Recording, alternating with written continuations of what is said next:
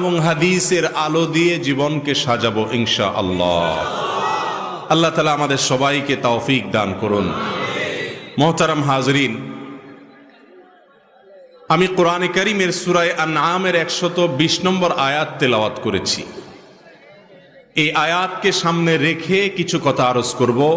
ওয়ামা তাওফীক ইল্লা বিল্লাহ।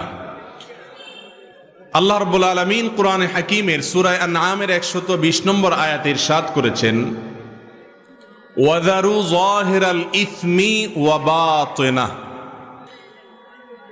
অর্থাৎ হে আমার বান্দাগণ, তোমরা প্রকাশ্য অপরাধ, প্রকাশ্য গুনাহ যেগুলো দেখা যায় এ ধরনের পাপ থেকে বেঁচে থাকো।